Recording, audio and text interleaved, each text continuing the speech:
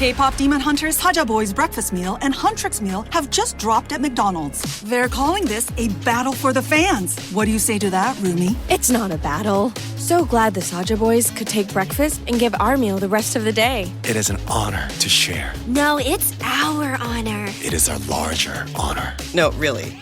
Stop. You can really feel the respect in this battle. Pick a meal to pick a side. Ba-da-ba-ba-ba. At participating McDonald's while supplies last. 30 seconds to What do you air. think about flowers for the show notes These page? are for the guests. Hey, I'm gonna need some more books for these mics. Anyone have the promo for the show notes?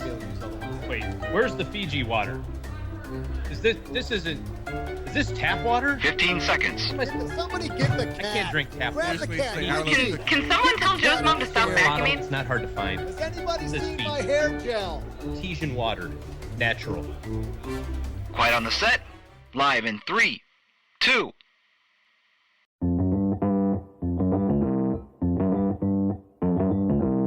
Live from Joe's mom's basement, it's the Stacking Benjamin Show.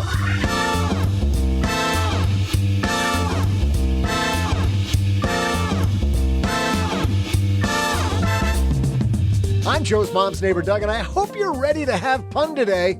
To talk to us about finding success with a side dish of joy, we welcome chef extraordinaire and the author of Don't Worry, Be Happy, Marie Saba. Happy food? Happy? Anybody? Anybody? Well, don't worry, she's here to explain. And it's pretty punny. In our headlines, what's the true cost of eating at restaurants? Plus, we'll throw out the Haven Lifeline to an anonymous caller I'm not convinced is an OG throwing his voice, and you'll see why. And then I'll have a moving trivia question. And now, two guys who put the pun in pundit. It's Joe and O-J-J-J-J-G.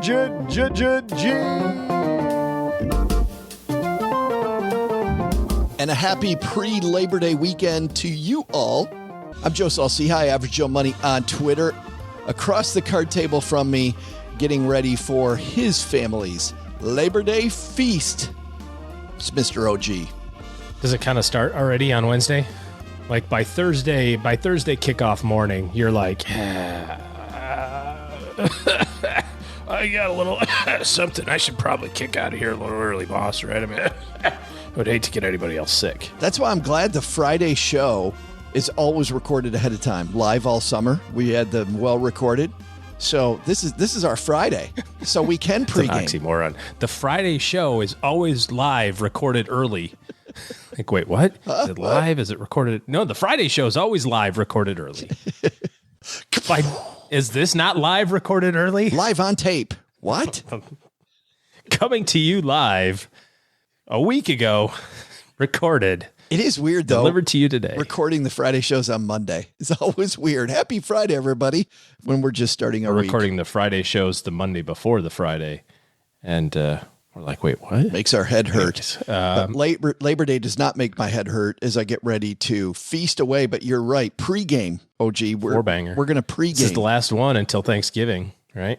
The last show we have? Yes, this is it. Love it or shove it. Just hit it, record. No, I said last long break. Some people have Columbus Day off. That's kind of a Northeast holiday. That's a quickly dying holiday. Frankly, quite ironic.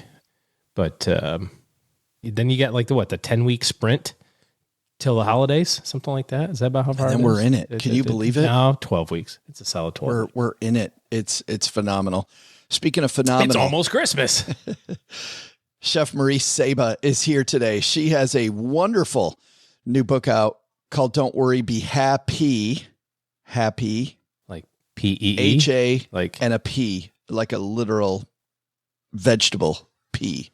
Oh, okay. Not P-E-E. P-E-A. P-E-A. And she's making all kinds of puns in this just fantastic project. She's going to talk all about that, but she's also going to do what we love having somebody do for us every Labor Day, which is if you're cooking out with a family, let's make it good food, people. You know, you stack Benjamins so you can enjoy the Benjamins. Today, we're going to help you because Chef Marie Saba going to take it from there. But we got a lot of that coleslaw on ice. Yes. We got a lot of don't pull a hashtag pull to Joe. Got a lot of fun on our end coming up. But before all that, well, there's nothing that relieves stress more when you have had a long day, you are completely fried, and you're thinking to yourself, maybe I'll just go out to dinner. But then you think about all those calories, all that money out of your wallet, and then you realize that you can eat healthy because you found Factor. Factor is ready in 2 minutes. Factor shops, preps, cooks, and delivers straight to your door, so you have more time for everything you love this spring, and you don't have to worry about eating healthy and going outside your budget because you've got the food sitting there in the fridge that you had pre-planned. What is Factor? Well, Factor has meals built around your goals, whether that's weight loss, overall nutrition, more protein, or GLP-1 support for strength and workout recovery. Check out Factor's Muscle Pro collection. Every meal's crafted with functional ingredients, lean proteins, colorful veggies, whole foods, and healthy fats. Factor bans 175 plus ingredients. No artificial colors or sweeteners, no high fructose corn syrup, no refined seed oils, just nutrient-dense foods. It's fresh, never frozen, over 100 rotating weekly meals, including globally inspired flavors like Mediterranean and Asian, so there's always something new to look forward to. I use Factor. I think you're going to love it too. Head to factormeals.com/SB50off, stackers, and use code SB50off, and you're going to get 50% off and free daily greens per box with new subscriptions only while supplies last until 9/27/2026. Well, running a small business, as you may know, like I do, it is super fun, but it can also be very tough. And when it's time to get a loan, it can feel impossible to find the lender that you actually trust. Big banks say no. The internet, well, that's full of sketchy offers with sky-high rates and fine print you can barely read. Whether you need help covering payroll, managing cash flow, or investing in growth, you deserve better. And that's why I recommend the small business marketplace Fundera, which is powered by NerdWallet. It's a free, easy-to-use platform. It lets you compare real financing offers from trusted lenders, and it's all in one place. And what I like is that you don't need perfect credit to get started. There's no spam, there's no bait and switch, just personalized options that fit your business needs. Nothing I like better than a place that treats me the way that they would want to be treated. Using Fundera is a super way to quickly compare options and make your best funding move the way any great business owner would. Here's the best part, though. For a limited time, when you visit nerdwallet.com/SB and fill out the no obligation form, you're going to get VIP treatment and talk with a real person who knows all the ins and outs of small business lending. And you can tell them specifically what you're looking for. They can tell you specifically which options you should probably consider most. Don't risk your business on unreliable lenders. Go to nerdwallet.com/SB to learn more and find the funding you deserve. Fundera Inc., NMLS ID number 1240038. And now we're ready to go, so let's move. Hello, darlings. And now it's time for your favorite part of the show, our Stacking Benjamin's headlines. You know, I was thinking to myself the other day about how amazing these holidays are. Labor Day, Memorial Day, some pretty good inventions. But I got to say, of all the inventions, OG, of the last 100 years, the dry erase marker has got to be the most remarkable. Oh, come on. Don't reach for it. No. And there you go. Thank you. I thought you were going for the other one. Don't do the other one. Oh, you can do that one too. That's a good one. Thank you. Yes. Thanks. There it is. I think you would put a little stank on that last word, though. Remarkable. There you go. Got to emphasize it so people know that I'm actually joking. Let's talk about food before Marie comes down and joins us while she's upstairs sharing recipes with Mom right now. This comes to us from Market Watch and is written by Charles Passy. This 27-year-old spends $1,000 a week at restaurants and just $36 on groceries. A Bon Appetit story about a 27-year-old tech professional has sparked quite the social media frenzy. Commenters have criticized the restaurant budget as being overly excessive, but as one also noted, mixture of emotions here, but envy is certainly one of them. Here's the expenses.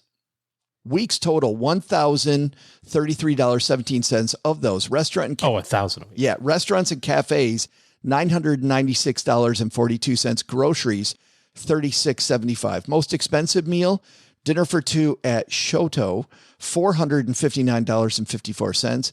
Least expensive meal, a pistachio croissant at Tate, $4.50 before tax and tip. Number of restaurant and cafe meals, 12. Number of grocery trips, 1. I've seen stories like this about money, like a spending, like how did you spend your money over a week? And then I did see an article. It wasn't this person's, but I saw that there was a company, it must have been Bon Appetit, the magazine, that was doing this, but with the food. So $52,000 pace at restaurants. $52,000. I mean, pace. is it just 1 week that was off a little bit, or it could be a $450 meal in 1 week is a big chunk of the budget. You know, I mean, this might not have been a normal week, but assuming that Bon Appetit picked it because it is a normal week, and that's what people are buzzing about.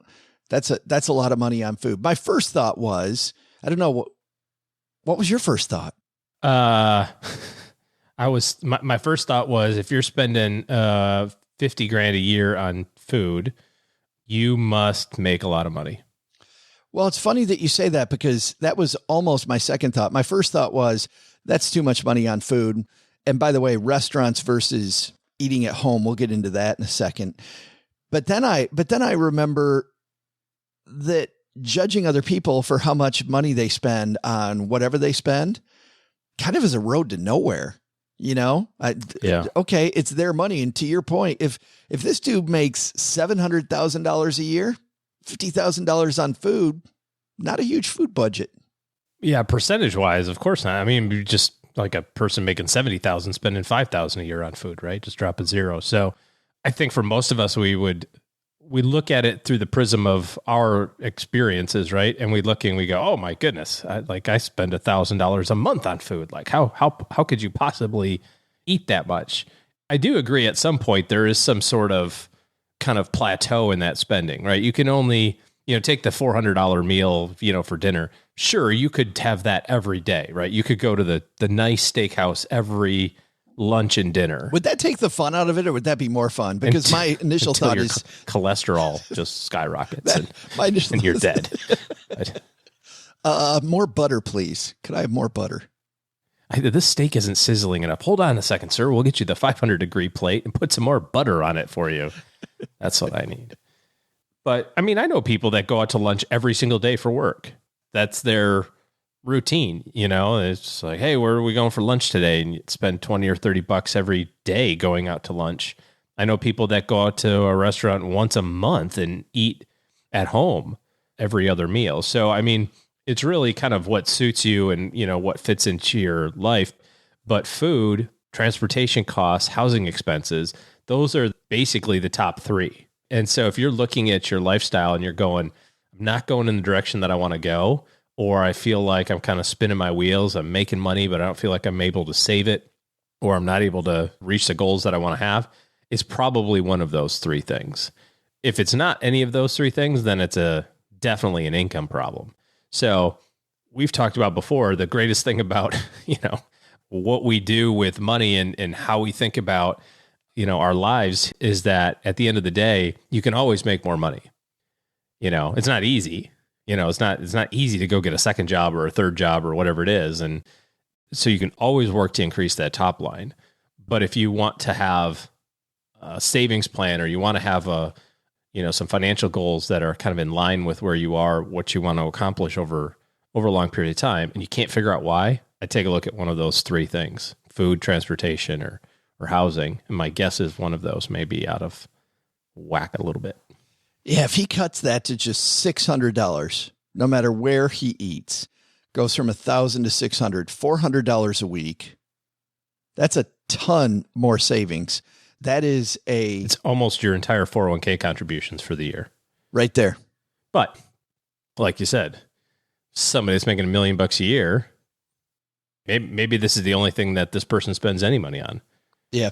If they're doing well, saving for whatever they want for themselves, and why not have some fun with it? There is the second half of this argument, though, OG, that you referenced earlier, which is quality of life. You think over the short run that eating at restaurants gives you a higher quality of life. This piece comes from a website known as obesityaction.org. I wonder what their point of view will be.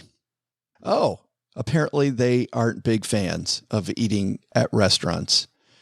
They talk about a few things that are problems at restaurants. Number one is, as Americans, we've become accustomed to and expect larger portion sizes from restaurants. Quote, I want my money's worth, and we love coming here because the portion sizes are huge, are the most common statements I hear when going to a restaurant. That is like the funniest thing. Like, hey, so how, you went out to this such and such a place. How did you like the food? Oh, they gave us so much we had to take some home. It's like, that's not what I asked. How was the food? Like, it wasn't very good, but I got a whole big bag of it to take with me. So I could have bad food later. So I can throw it out in a week from now in my trash, because I'm not going to eat leftovers. Sit in my refrigerator for a week. And remember how good that restaurant was. But that's a big problem because I don't know about you, OG, but I am a clean my plate kind of dude. That was the way I was brought up. And I do find that when I have a bigger plate of food in front of me, I overeat. Don't even think about it. Overeat. Yeah, because that's what you were told. Your dad knew my dad, probably. Second is what we both alluded to earlier, savor the flavor. Restaurants are in the business to make money. And this was, I know we've referenced Tony Bourdain's book, Kitchen Confidential, which is a fantastic read, just a great page turner read from the late Anthony Bourdain about food. And a good time with Labor Day weekend coming up when a lot of people are eating anyway. But he makes this point in Kitchen Confidential. Restaurants are in the business to make money and calorie counting is not at the top of their list. Their goal is to have you come back. And one chef even told Tony, he said, hey, we got that calorie thing that people can get. And some states mandate that they have to say how many calories. He's like, that is a lie. Because I'm throwing as much butter in your food as I can. Butter and shallots and anything that increases the flavor, because I want you to come back. And if I serve you bland food, you're not coming back. You don't know what I'm putting in the food. I'm putting in magic to make your taste buds come alive. And that means the calorie count's going to be through the roof. Yeah, even something like we were talking about earlier with like just a piece of chicken or a piece of steak or something like that, or a piece of fish. You go, fish is super healthy. It's like they broil it in butter. Just bathe it. That's why when you go, how come when I have a halibut at such and such a place, it tastes way better than when I cook it at home? It's because yours is broiled in, the oven. Theirs is deep fried in butter without crumbs.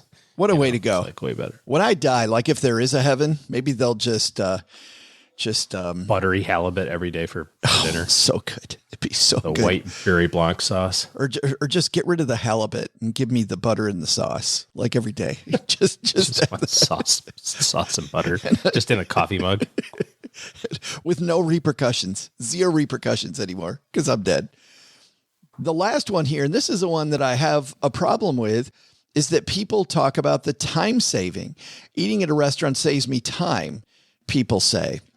And while you're not preparing it yourself, studies show, by the way, people don't like to spend more than 20 minutes making themselves food, according to this piece.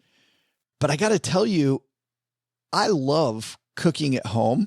And almost like when we talk about exercise, I got to get myself to the kitchen. But once I'm in the kitchen and I turn on some music, and I might even go a little non-healthy and pour myself a glass of wine just to have while I make it, it gets rid of the day. I think like a lot of people, you kind of carry your day around with you. If I go to the restaurant, I'm still kind of in my day. In fact, Cheryl and I have been at a restaurant before where the first half of the meal, we barely talk to each other. We're both on our phones, looking at our emails, going, okay, what happened while I was in the middle of my day, and kind of unpacking. If I have to chop carrots, I have to mentally be there or I'm going to slice off a digit. So I find that if I have to follow a recipe piece by piece by piece and do the chopping, the cutting, the sorting, the whatever, all by myself, it's this great way of just ending my workday and getting into some relaxation mode. I like it a lot. It is super fun. I agree. We cook most of our meals at home at our house, and since I work from home, obviously you work from home too, it's easy to kind of drift back and forth throughout the day, right? Between office and in your case, you have 2 offices, you're just kind of sort of like drifting around. But I try to make it a point to like close the office door. Okay, I'm done for the day. I like it. Good stuff here. So healthier makes you more productive when you feel better, and better on your wallet to eat at home. And of course, Marie Saba upstairs with some great recipes to get you started in that direction. She's coming up next. Marie Saba, of course, has a fantastic website, mariesaba.com. We love that. She has this wonderful new book out full of puns, full of food puns. Cheryl and I had a great time with this. I'm so excited to talk to her about it. This is something that we usually don't do. We don't talk to people that author books about food puns. So I like that too. Great way to end our last recording session before the holiday. And also next week, we have our rewind week. We're playing best of shows. But before we say hello to Marie, Doug, you've got some trivia for us. Hey there, Stackers. I'm Joe's mom's neighbor, Doug. Today is the anniversary of the creation of a big moneymaker. Thomas Edison patented the movie projector on this day in 1897. The next day, he had to invent parental control filters.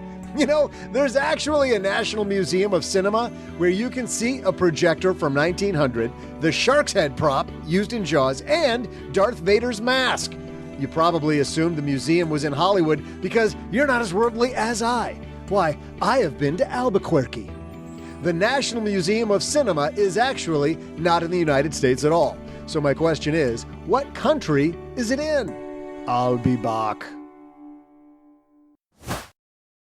I had a breakfast mentoring meeting yesterday with a young woman who was just amazing. She is graduating from college with a degree in wealth management, and she reached out hoping for some pointers. And listen, if somebody's in Texarkana and wants to go into this beautiful field of personal finance and helping people get their money together, that is incredible. But even more incredible is how she reached out, how she was trying to network.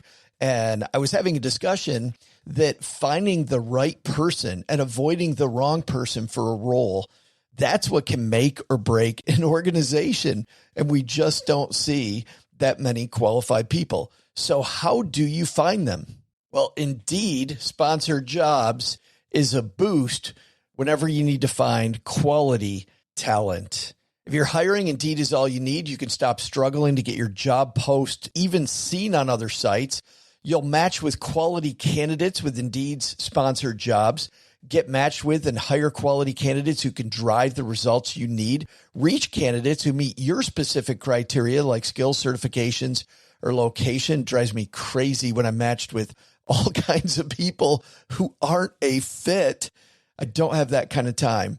People are finding quality hires on Indeed right now. In the minute I've been talking to you, companies like yours made 27 hires on Indeed, according to Indeed data worldwide. Sponsored jobs posted directly on Indeed are 95% more likely to report a hire than non-sponsored jobs. Spend less time searching and more time actually interviewing candidates who check all the boxes. Less stress, less time, more results. When you need the right person to cut through the chaos, this is a job for Indeed sponsored job. And here's what's cool, Stackers. You're going to get $75 in sponsored job credit to help get your job the premium status it deserves at Indeed.com/podcast. Just go to Indeed.com/podcast right now and support Stacking Benjamins by saying you heard about Indeed right here at Stacking Benjamins. Indeed.com/podcast. Terms and conditions apply. Hiring, do it the right way with Indeed. Becoming a member at Navy Federal Credit Union lets you experience more from everyday commutes to your next big vacation. The flagship credit card earns you 3 times the points on travel, so you can get rewarded. Speaking of rewards, Doug, did you know you can get a Navy Federal auto loan and reward yourself with a new car? Oh, okay. Yeah, I would love to do that. I think I deserve that reward since I'm not getting any from you or Joe. Applying is easy. You can do it from their mobile app, online, or on the phone. It's so fast. You get a decision in seconds. they've got great rates on auto loans. So if you're ready to reward yourself with a new car, Doug, you get a good rate. And with their car buying service powered by TrueCar, have you ever used TrueCar for anything? I keep hearing amazing things about it, but I have not. It helps. There's no negotiation. You shop, compare, and get upfront pricing on your next new or used car. At Navy Federal, members are the mission. Lots of things to consider on auto loans, though, right, Doug?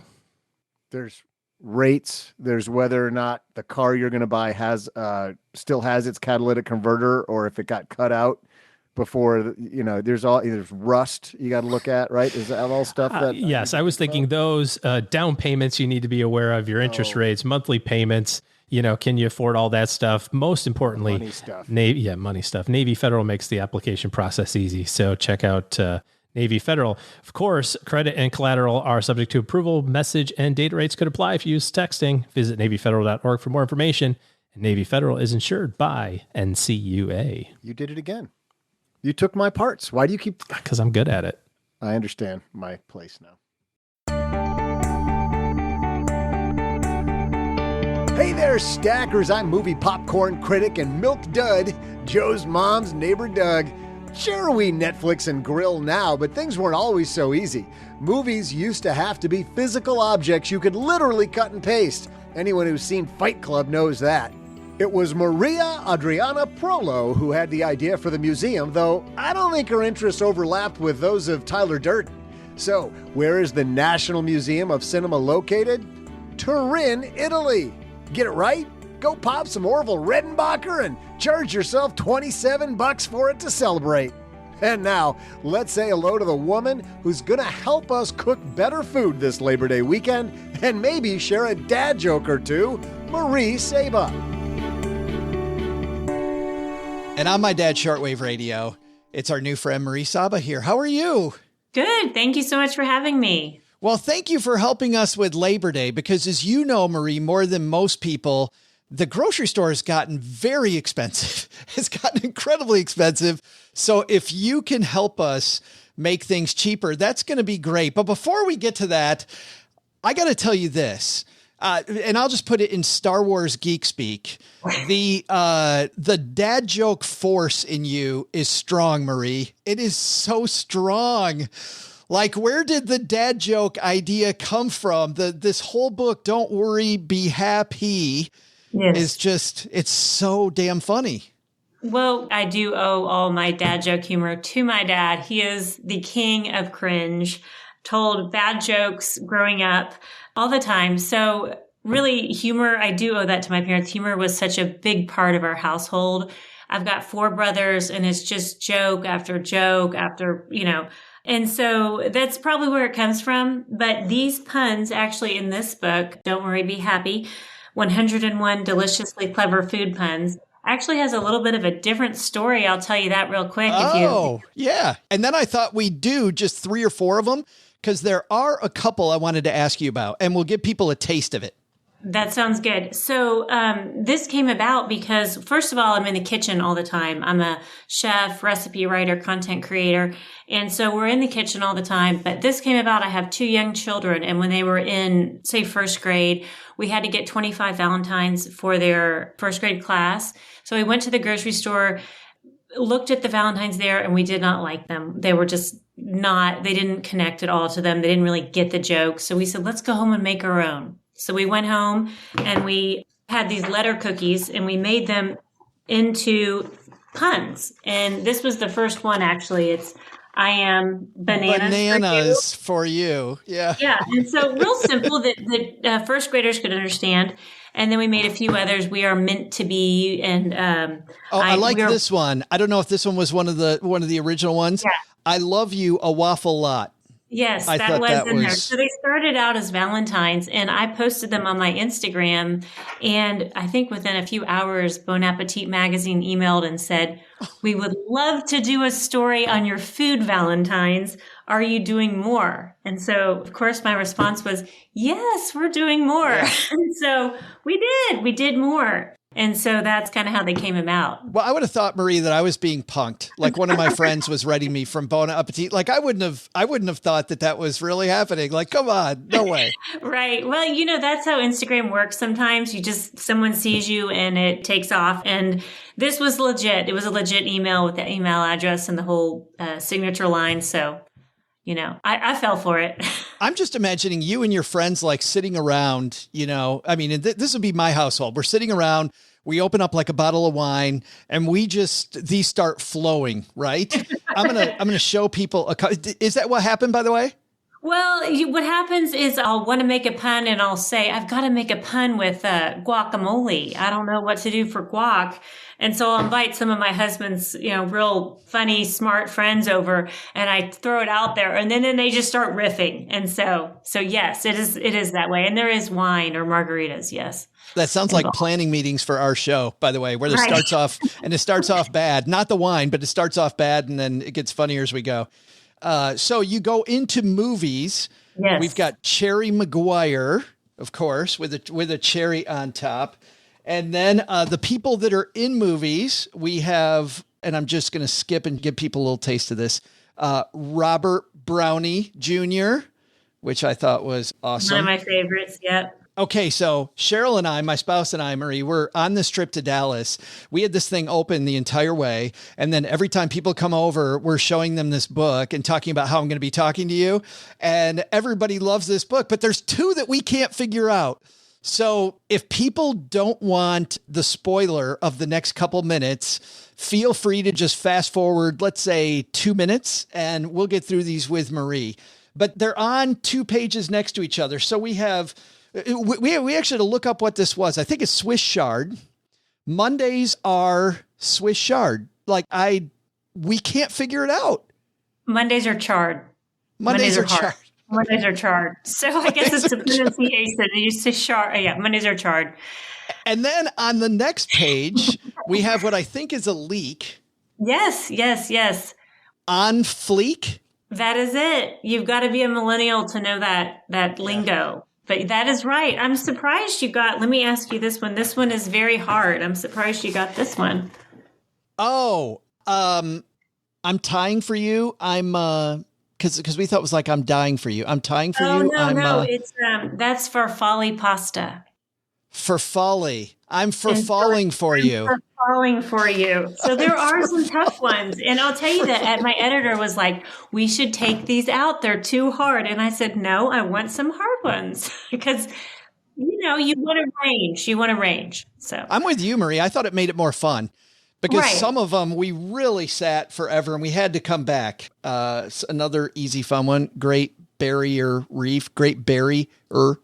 Yes. Yep. These are awesome. One of my friends, it was a similar thing. She took it on a car ride with her and her kids, and they went through them. They guessed them kind of as a family on the car ride. And I thought that was so fun because there's some in here like Forrest Gump. If she has young kids, maybe they don't know Forrest Gump. It's like instant conversation and fun for the whole family. Well, we thought it was Fleek. I wasn't sure if it was Fleek, and I'm glad that you confirmed that one. But the shard one went right over my head. Yeah. Yes. Now I can't wait to text Cheryl when we get done. Right. We're going to put the book aside for a second. We'll come back and remind people of what it is, but it's don't worry, be happy. You can get this wherever. But I want to talk about your career because you didn't start off in food, Marie. You were a lawyer? Yes. Well, I've always been into food. We always cooked a lot growing up. So it was a big part of my life, but not like essential career. And I actually thought about going to cooking school. I said, I was, deciding for a kind of a grad school. And I thought, should I go to cooking school or should I go to law school? Then I read a book about being a chef and it said you spend your whole life behind closed doors. And so then I went to law school and I spent my whole life behind closed doors. But no, I went to law school and I became a lawyer and I practiced for about 7 years and then part-time for a while. And then just kept getting pulled back to cooking because it is such a passion for me. And ended up writing a cookbook and doing my own little cooking show on public access, which was a disaster. straight up. But, it ended up airing in 90 different counties around the world. And so people are okay with disasters sometimes if it's just, you're learning something. So I did that while I was practicing law on the weekends, and then just started to move away and got more and more into cooking, and then just took the leap and moved straight into cooking. And it has not been smooth sailing. I lived with my parents for a while. I've gone back and done some part-time law to earn some extra money, but I just stick with it.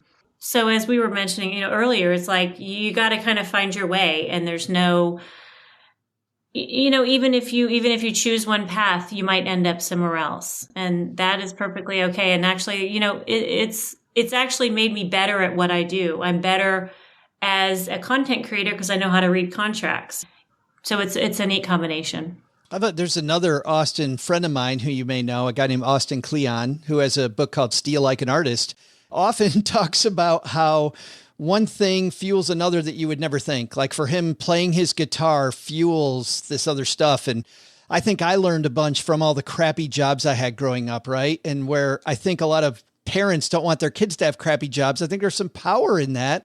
And I love the fact that you went from lawyer to doing what you're passionate about, because I feel like there's so much pressure on kids today to get it right away. People want to get it right, and parents want to have a kid that gets a 4.0 and goes to the perfect college and then has the perfect career and all this, it's all right to mess it up. Yeah, it's all right. And it's all, as my dad used to say, fortunately, my dad was not that way at all. He'd say, well, if I had a bad job or something I didn't like, he said, well, at least now you know what you don't want to do.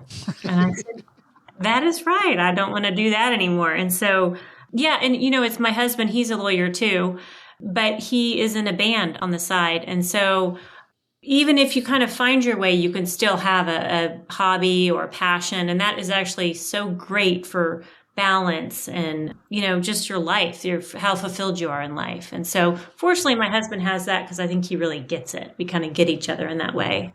Yeah. Sounds like a perfect fit. That also, by the way, is a perfect segue for us. Speaking about getting it, everybody becomes, as you know, grill master extraordinaire for just a couple weekends a year, right. Memorial Day and Labor Day, notorious for that. And I don't know about you, but I've been to some cookouts where it didn't turn out that well. And with the grocery store, we spend, let me try to do my pun. We spend a lot of cabbage now. How about that at the grocery store? You're punning. Okay. I'm going to stick to the puns, okay? Take it easy on Marie, because I'm not that good at this. I'm brand new. You're very experienced at this. I can't do it on the fly either, so it's all good. How do we make sure that this weekend, at the very least, is not a disaster, and maybe some good ideas to make it so that we get this wonderful food out of this weekend to share with friends and family? Yeah. So I'm grilling. I do grill, and my husband grills some too. We love, if you can get a good cut of meat, you don't have to do much with it. And I love to do a really good sauce with it. I'm a real sauce person. I love chimichurri, and that is so cheap. It's cilantro, parsley, or just parsley, garlic, olive oil, and vinegar. So it's real simple, real cheap, and that can go on anything you're grilling, from fish to chicken to lamb. Do you, by the way, before you move on, Marie, do you marinate that ahead of time, or do you just apply it while it's on the grill? How do you apply that? I do the sauce just after. So just afterwards. Grill what you're grilling with some olive oil and salt, and then just add your sauces. And that keeps it real simple. There's no doing ahead anything. That's why these sauces are like a compound butter with some softened butter and Dijon, chives, lemon zest. Put that on anything. It takes it up a notch. So that's delicious. Also love as sides, one of my favorite is a marinated broccoli salad, which is fairly affordable. And it's one of those things that, sometimes you go to a potluck or a picnic and things are sitting out for a while.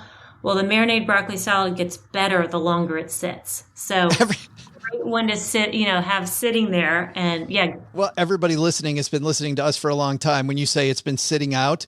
So I am famous, Marie, for at my 50th birthday party, giving myself food poisoning because I ate coleslaw that had been sitting out the entire time. Everybody left and I was still on cloud nine. So I ate a ton of coleslaw.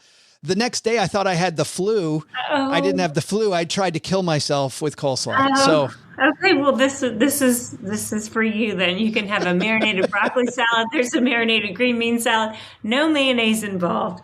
Let it sit out. Another one we do. Now this is have some mayonnaise, but a giant Caesar salad. It's just romaine and croutons and Parmesan, and I've got a great dressing on my website, mariesaba.com. And then as far as saving costs to, a flank steak, love that as a cutting meat. If you do need to marinate that one, but if you marinate it and cut it real thin, against the grain, it's fantastic. In a salad or by itself? By itself is great. You can throw it on rolls. You can throw it in some tortillas. Yeah, throw it in tortillas for some little fajitas or with a salad is great. Lots of options. I like to have options because everybody's got all these different, sort of eating restrictions. So I like to have like a chimichurri. It's dairy-free, it's gluten-free, it's sugar-free. Have that. Have some grilled steak and put that together, and anyone can enjoy it. What's neat is at your website, mariesaba.com, as you mentioned, it's SABA for people that are just driving down the road and want to remember that, SABA, or you can go to our show notes page, stackingbenjamins.com, and we'll have a link to the website. But you offer people in their email where they can get recipes on an ongoing basis. Right. You can sign up for recipes. And also the thing about my website, and I did this on purpose, is there are no long blog posts. There's no ads. There's no pop-ups. You just click on the recipe you want, and there's a photo, several photos, and there's the recipe. And wait a minute. I don't have to click 7 times just to figure out what the oven setting is. Scroll. I have endless frustration trying to find recipes online. And so when I did this website, my web guys kept saying, well, no, if you do here, they click again. And I was like, absolutely not. Just a recipe where they can see it. So that really is one of my goals, is making it easy for the recipes are easy, and I want access to be easy. Let's make this pleasant, Yeah. What are the Sabas eating this holiday weekend? We love to do burgers, and ground beef is on the more affordable side of the meats that you can buy. And my secret for a really flavorful burger that is so easy is I have a barbecue sauce that I really like, and you just put about a tablespoon in there. And it gives you some garlic. It gives you some, kind of hickory. It gives you all these little seasonings that are already in the barbecue sauce. Those go into your beef, and it comes out. It doesn't taste like barbecue at all or sauce. It just has this nice kind of under flavor to it. Is it a Marie Saba recipe, or is it something off the store shelf? The barbecue sauce is off the store shelf. Yeah. Put about a tablespoon in per pound. Well, thank you so much, because as you know better than most, Marie, with all the cooking that you do, man, is it expensive. And I feel like the more that you can eat at home and make eating at home fun, the more money we save because, still the grocery store versus a restaurant, we're still saving a lot of money. If we make it delicious, it's even better. I'm with you. We eat at home as often as possible and try to keep it on budget and, like you said, have some fun with it. And sometimes these new constraints, like trying new things that are cheaper, trying new ways to use ingredients, it expands our repertoire. So this is a good way to try something new and learn. And like you said, have some fun. Well, and I'm just thinking too, when you said you guys eat at home a lot, I'm like, if I lived next door to you, I would eat at home too. I'd eat at your home. I'd be knocking on you. I'd try to be your favorite neighbor, and I'd probably end up being your most annoying neighbor, Marie. My husband's a lucky guy. You remind him of that, okay? The book is Don't Worry, Be Happy, as in the P, 101 deliciously clever food puns, and Bon Appetit says it's whimsical and downright playful. And Cheryl and I totally agree. So available everywhere, I'm assuming.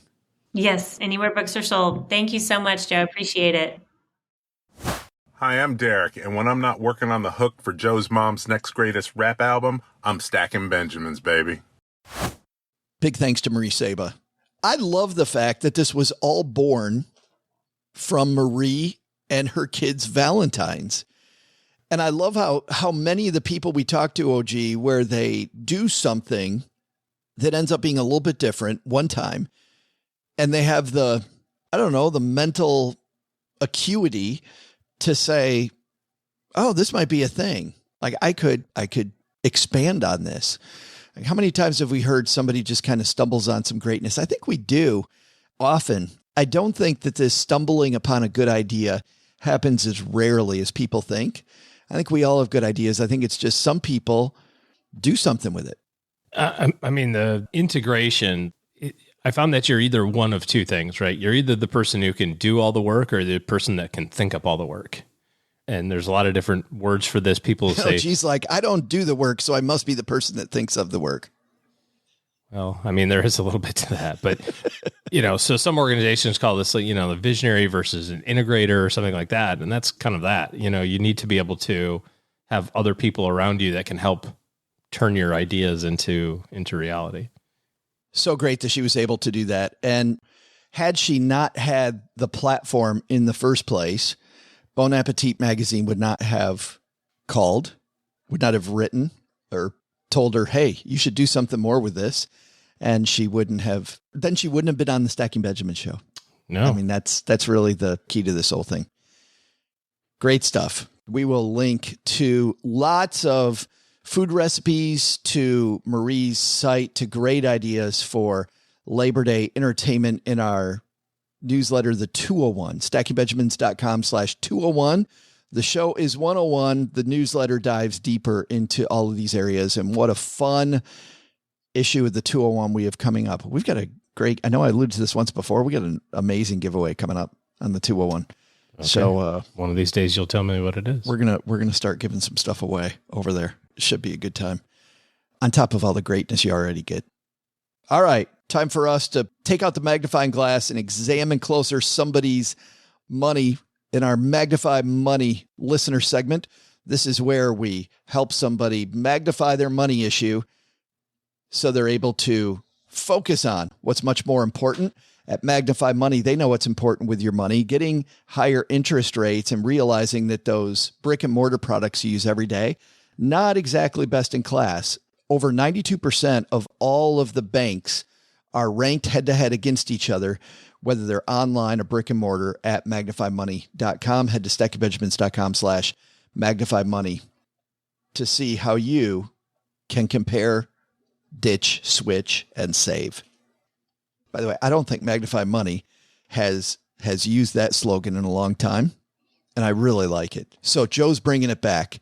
Magnify Money people, I'm bringing back your old slogan. Compare, ditch, switch, and save. Good stuff. Today, we're going to take out the magnifying lens.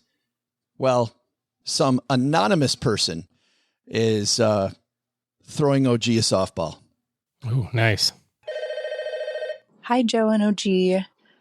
My fiance and I have been recently talking about getting a financial advisor, but we don't know where to start. We've Googled financial advisor and financial advisors in our area, but we don't really know what we're looking for or what's important when we're looking at this information. We'd love any advice or feedback that you might have in terms of how to find a financial advisor and what to look for. Doug, I hope you get a shirt soon. Yeah, somebody, if only we knew a financial advisor. If only we knew one. Yeah. Well, I think that when it comes to looking for somebody that you want to work with, there has to be a lot of similarities. There needs to be a lot of things that you need that person does. And I think that relationship, you should go into it from a perspective of, like, I want to hang out with this person. This is the type of organization, or these are the type of people, or this is the person that I could totally have come to the Labor Day barbecue. If every time that you look at your calendar, you're like, oh, crap, I got that stupid meeting with that dumb financial guy again. That's not a productive deal. You want to be able to have a really open conversation, a really open relationship when it comes to your money. And this person is kind of part of your team, and is a sounding board for ideas that you have, or a coach when you need motivation, or somebody who can go, I've been down this path. You don't want to go that way. That was bad. There's bad stuff that way. A guide and a resource for ideas in the future. And none of that is discernible from a website. None of that is, can you figure it out from reading a whole bunch of biographies or Googling financial advisor Dallas or something like that. You know what I mean? You have to have conversations with people. You have to be exposed to the way that they think and the way that their business is run, and you'll find a good fit. And so I'm a big fan of interviewing a few people. I know you are as well, but I don't have a I don't have a number in my mind. It's not like, okay, well, I need to talk to 6 people. It's like, well, no, you need to talk to people until you find the person that you want. Maybe that happens in the first call, which happens on occasion where you're like, I knew it. Like, perfect. Perfect fit. I would still call a second one there. If I thought that's the perfect fit, I would still call a second person. Yeah, you're probably right. But by the same token, I mean, we've had a lot of people at the house lately to do different projects around our house. And we had an electrician that came over and it was like, oh yeah, this is our guy. I didn't call a second electrician, check the boxes of made sure. But I think an electrician though, but I don't, all that sort of stuff. I don't agree with that because I think the electrician is a one-time deal. And certainly if the price matches your budget and you're okay with that, and he's just going to be in and out, it's much more of a transaction versus a relationship. I'm not going to chat with the electrician. I get what you're saying. Normally, in our case, it is a relation. I have a relationship with our electrician. Scott is amazing. You guys spend $1,000 a week together at lunches. He was a guy that came over when we blew a fuse Memorial Day weekend. I've seen you blow a fuse. That is not good. Your family's like a literal fuse.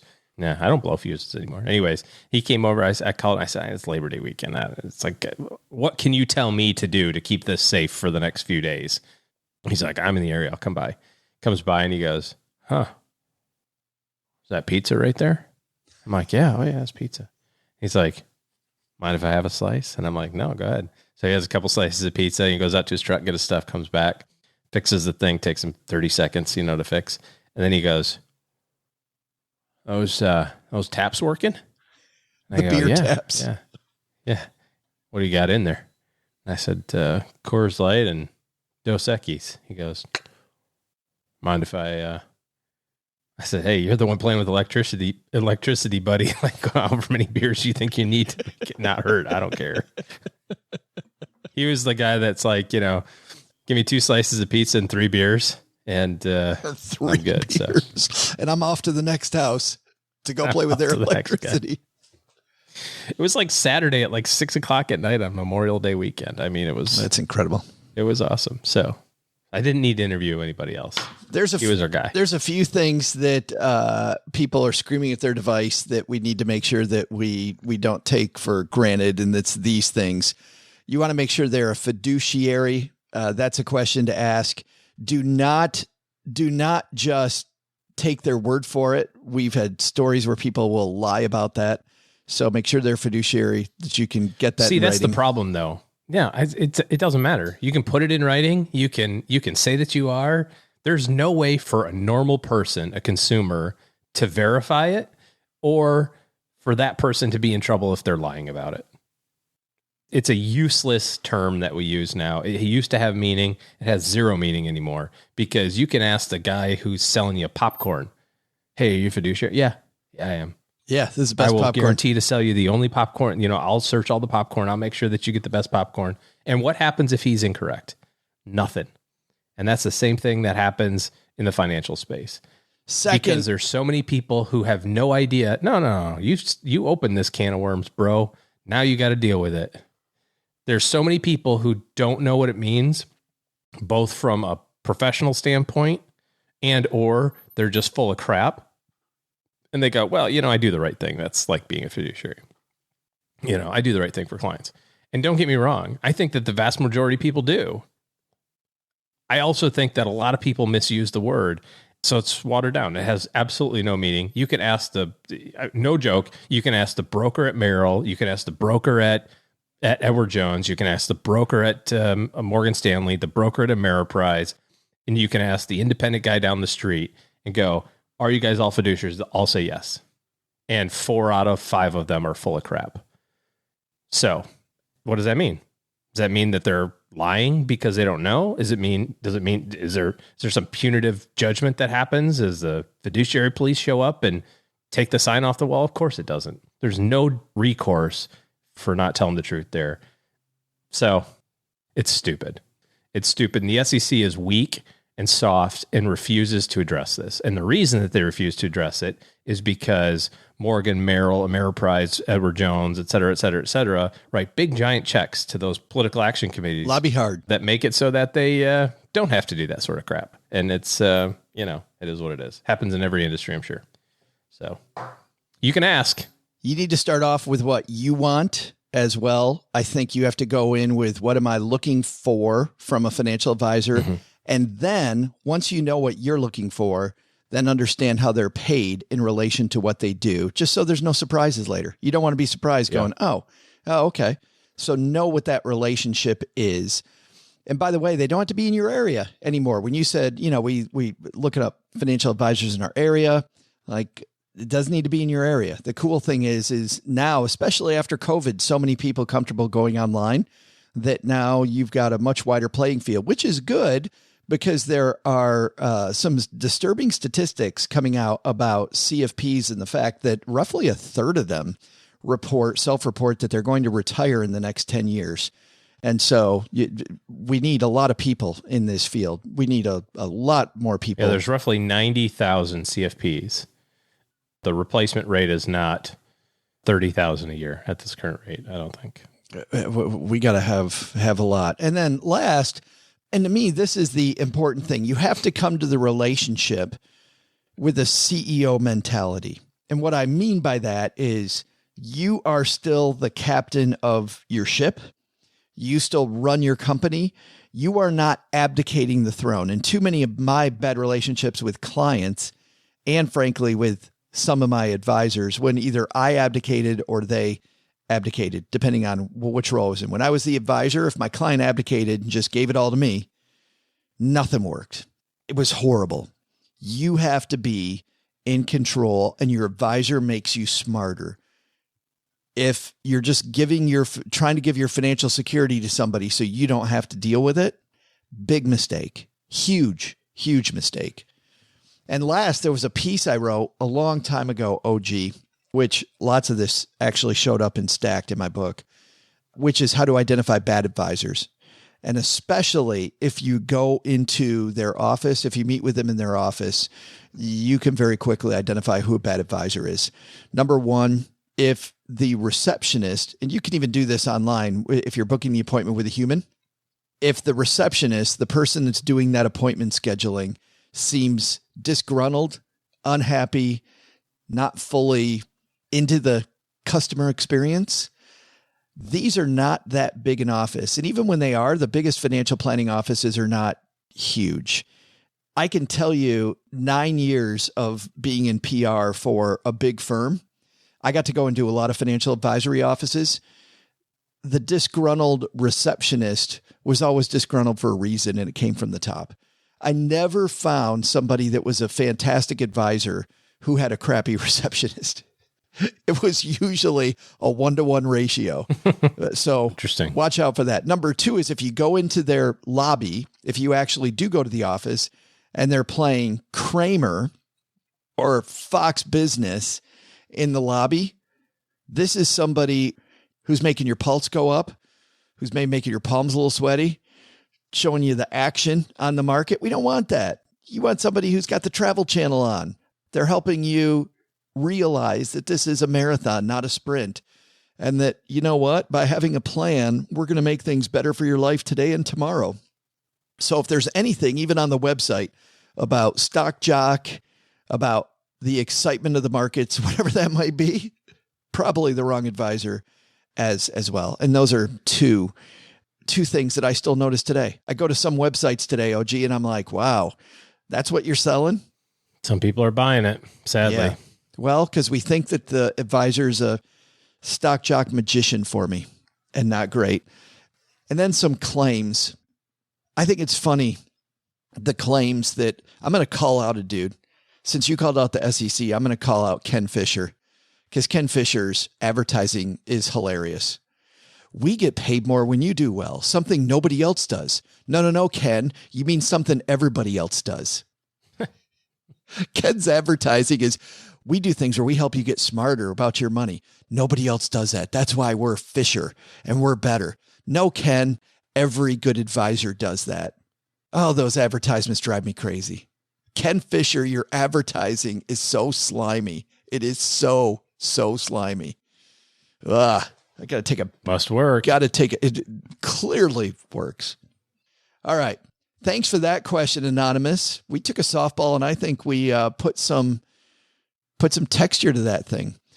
we get some notes from time to time, and I don't bring these up enough, but we just got a note in the mailbag a couple days ago from, I think it's pronounced Areli. And Areli writes, "Hi, I love the show, but I had to say something about the episode on side hustles." Areli writes, "MLMs really are that bad. I would think financially smart people like you would know better than to promote them on your podcast. Very disappointed. Please do your due diligence on MLMs. In fact, why not do a deep dive on them on your show and you'll see why they really are, all capitals, terrible." Thank you, Areli, for that. I want to go back to that episode because we did not promote MLMs, number one. The point I was trying to make, and Areli, I apologize if I didn't make this point strong enough when I said that I don't think MLMs are the devil. What I was saying, OG, is that MLM is a structure of finding your customer. It's just a structure. I'm going to create this sales force. And the reason companies do this, by the way, is it is often companies that either are selling something they want to be relationship based, or they're selling something that is better sold in living rooms. They do it for a bunch of different reasons where they think that this is going to be the best way to sell. The problem in my head is not the structure. The structure can sell good products. There can be good products that are sold as MLM, as anything else. The problem, and I also brought this up in the show, and I apologize if the first one was so muted that the second one did not come through. The problem with MLMs then is not the structure, it's the people who are lying about how a business actually operates. If somebody tells you that you can have something for nothing, that there is a free lunch, think about your favorite companies. Think about your favorite entrepreneurs. Think about the people that you see actually get somewhere. How many of those people do it by just sitting with their feet up and doing nothing? By doing nothing. Nobody. Yeah. Nobody. That's not the way it works. It's a fantasy if you think that you can sit around and do absolutely nothing and get paid. You're going to be a better entrepreneur if you have a service mentality. But it's passive income, Joe. Isn't there passive income? That is a lie. So I can passively, actively work just in a different job. So, Areli, I think I was making a comment that is a little more nuanced. I do think there's horrible people in MLMs. I think they're selling snake oil, meaning they're selling a dream. They're not even selling the product. They're selling the fact that you can get rich on the back of this product by doing nothing, by recruiting other people to sell it so you don't have to. That is a lie. That is a complete lie. That said, OG, you know people that are good people that have made a lot of money selling MLMs. And by the way, those people work their ass off. The question you always have to ask yourself is, if I can sit around with my feet up, what the hell are you doing at my house at 7:00 on a Saturday night? Like, aren't you supposed to be sitting around with your feet up? The people who do really well and are making lots of money are still out there selling. They're out there doing the job, and they're doing it at hours. Yeah, and in an ethical way. Yeah, but they're doing it in hours when a lot of people are at home with their feet up, you know? Yeah. They're hustling. So I apologize that we did not make that point as clear as I wanted. I do not like it when people say that a business structure is bad. In the same way, OG, that I don't like it when people say that a type of investment is bad. These investment types were created for a specific reason. They were created because of the fact that there was a need for this thing. Then some a-hole says, oh, I can take this product and I can use it in a different way. And then it gets horrible. Or a company shows up with a product type and goes, oh, maybe if I jack up the commissions, I'll get more people selling this product. No, what you're going to get are scam artists that know how to scam people out of money because you have a jacked up commission. Anyway, would you ever do an MLM? No. Is it because they're bad or because you already have a company? I don't know anything about it. I've had lots of, like when I was younger, a lot of those conversations like, hey, this is how easy this is type deal. Basically what you were saying about all of the not so good parts of it. Yeah. But like I've talked about, I know of people that do well financially and do good stuff for the people that they're around. So I'm with you. I don't think that I think that there's lots of bad ones and few good ones, but that doesn't mean, they're all bad. It's like, it's no different than, you hear a bad story about a financial planner or something like that did something, they're all crooks. It's like, no, there's some bad ones. Absolutely. Just like there's bad firefighters and bad army soldiers and bad politicians. My wife buys sports stuff from a sports MLM, a sports related MLM, a workout related MLM, and loves the products. She's been offered, she's been told she can get a discount if she starts selling it too. She's like, I don't want the discount. I just really like the product. It's a fine product and I'm going to buy it. The MLM structure is what it is. So back in the days before people were online with travel, God, that makes me sound so old. Somebody was doing a travel agent MLM where you could help your friends book their trips and get them huge savings. Now we call that hotwire.com, or kayak or Travelocity, whatever. But back then you could be a travel agent and help people do it. And I thought that was a fine product.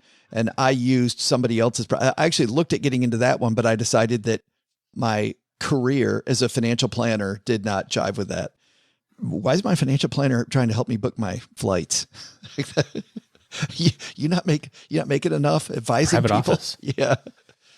So that was that one. And then there was another one, which was a business related MLM where again, I like the product and I just said, no, thank you. Not for me, because I've got other stuff going on. And I do know a lot about it and I have studied it. And I do think there's snake oil people out there, but I'm going to stick with it.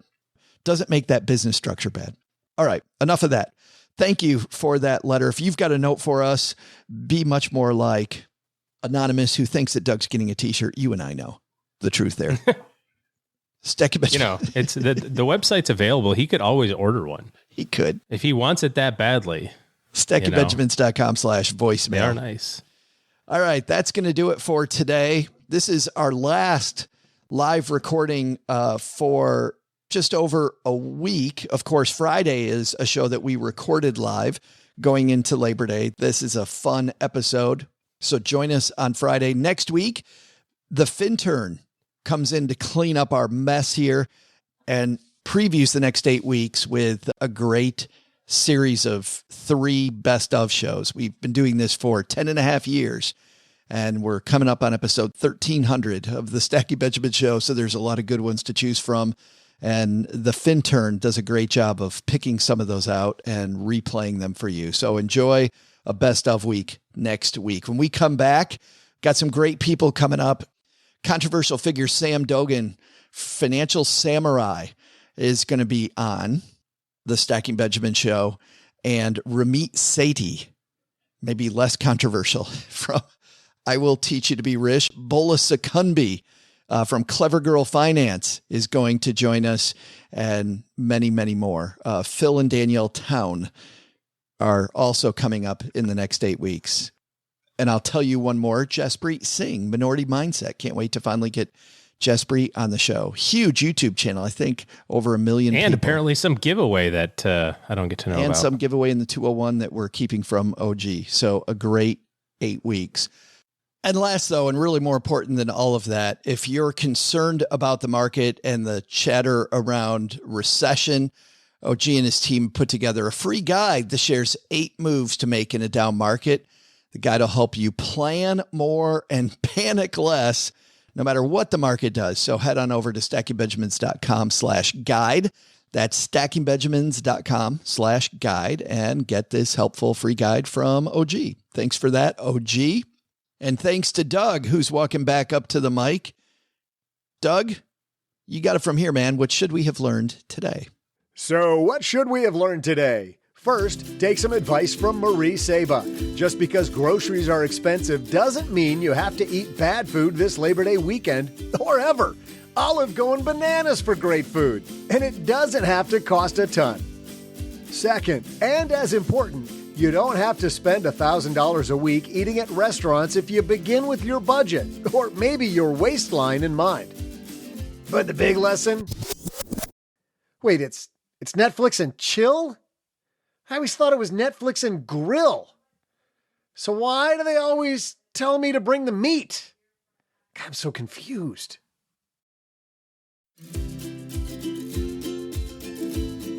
Thanks to Marie Saba for joining us today. Her book, Don't Worry, Be Happy, is available now wherever you buy your puns. Also, check out her website for recipes and more. mariesaba.com, spelled S-A-B-A. You know what? We'll just include a link in our show notes at stackingbenjamins.com because that's hard. This show is the property of SB Podcasts, LLC, copyright 2022, and is created by Joe Saul-Sehy. The show is written by the brilliant Paulette Perhatch with help from Joe, me, and Doc G from the Earn and Invest podcast. Brooke Miller is our producer today and our amazing newsletter editor of the 201. You'll find the 411 on all things money at the 201.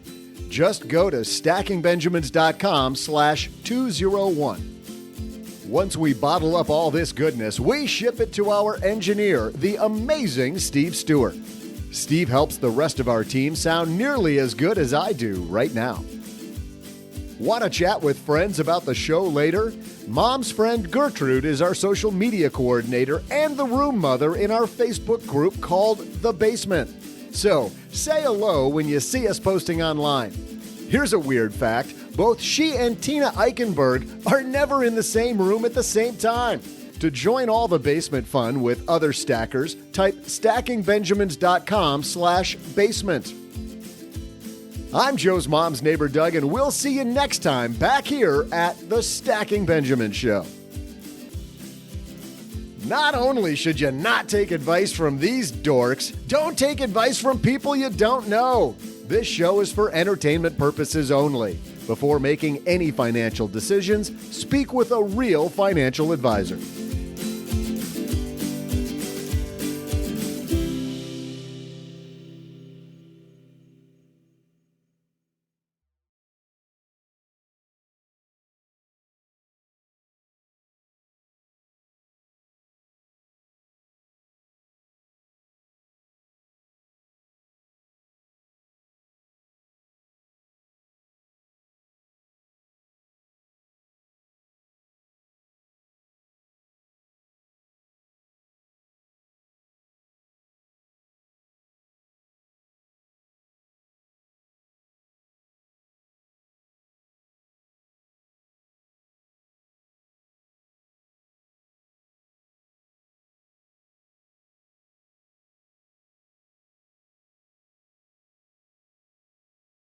We're talking about driving. You're an insanely slow driver. I am. I had to take a defensive driving course because I got too many speeding tickets. We all had to do that stuff when we were teenagers. I'm saying now you're like an old man. You just you just kind of putt down the road. Putt. By the way, I'm not bragging about this. This is not stuff you brag about. Kids, do not do this. I got a ticket driving back from Shreveport. I did not get a ticket. And we can talk about that in a second, but I got a warning because you were asked kindly to speed up because you drive so slow. 98. I was going 98 miles an hour in a 75, 22 miles over the speed limit. And the officer pulls me over and said, do you know why I pulled you over? I said, well, what's funny is I do now, but when I saw your car, that was the first time I knew how fast I was going. Which, by the way, was completely true because I was listening to the NFL playoff watching game. A movie. Yeah. Because I had my iPad out over here. Between the text messages and podcast editing I was doing, I had no time to pay attention to the speed limit. I was trying to change the radio, and just as I got the old one out, right? No, I was listening to the Buffalo Bills play the Kansas City Chiefs. And I don't know if you remember that game, OG, but whoever had the ball last was going to win because they just kept going back and forth and back and forth. And so I'm driving faster and faster. I'm not paying any attention. I literally see the cop car coming toward me. I look down. I'm going 98 miles an hour. He swings around, comes racing up. I told Cheryl well ahead of time. I actually pulled over. The second I saw him come around, I pulled over and I was waiting for him when he got there. Maybe that helped me. I don't know. That's what I do. He came up and he said, and I told him, I said, I'm listening to this football game. And he actually laughs and he goes, I'm listening to that game too. What's going on right now? And so we paused for a second in our discussion so he can lean his head in on Cheryl's side and listen to the game too. I turned it up for him, and we sit there and listen. And he takes my license and registration, says, "All right, I'll be back." You're like, "Can I get you a beer?" We only have the 2 open here, but there's a case in the back. The cooler's in the back if you want to slide right in. Next to the drugs. It's in the back next to the drugs. So the cop comes back to the window and said, "Okay." And he's got this piece of paper in his hand. And he said, "All right, moment of truth. Which team do you want to win?" And I get this panic look in my eye because he's made it 50-50 for his own enjoyment. And I think about where I'm at, right? I'm in between Texarkana and Shreveport. Buffalo's a hell of a long way and way north. But I also decided the truth is the best policy. So I said this. I said, well, normally in most games, I would be for the Kansas City Chiefs. I love Kansas City as a town. You know that. My daughter lived there. I just thought it was a really cool place. Every time I've gone there, I've enjoyed Kansas City, and I like Kansas City sports. We know Joel Goldberg, who works with the Royals. So, yeah, it'd normally be Kansas City. I said, but Buffalo hasn't been in so long. It's been so long since Buffalo's done anything, and they're so good this year. I got to pull for Buffalo. He goes, "Well, that's too bad." And he starts to put it toward me, and my eyes just get a little big. And then he goes, "No, just kidding. I want Buffalo to win too." He said, "This is a warning. It shouldn't be a warning because you're 22 miles over. That is way, way too fast. Slow it down." And then he said the magic words, "Young man." A dude who's maybe 20 years younger than me. Slow down, young man. I'm like, well, thank you. Thank you. Yeah. So take that in your Joe Drive slow. So because I've driven with you before, and the only tickets you would be earning would be the, "Sir, please, there's a service drive next to the highway where all the slow cars go, and it's way less expensive. They don't even charge you to be on those roads. Like, just go over there and you can stop as frequently as you want. There's like red lights to slow you down even more." Sir, we pulled you over because you're dragging your seatbelt. So slow. I would have liked to have been in the car for this. Is there a video of this? Because I feel like this seems like it was a dream that you had that you manifested into. I know you trust my spouse more than me. So ask Cheryl. Next time you see Cheryl, say, "Is this 90?" Was she with you? Yes. Because there's no way she would have let you driven 98 miles an hour. She did. She was in the car. Listen to the game. She was like, "Speed up, dude. How come you're driving slower than you normally do?" I'm like, I know. I'm only going 98. I'm sorry. So false. Your cars don't go 98. Nice try. You know how fast I got to do the Fred Flintstone to get it to go 98?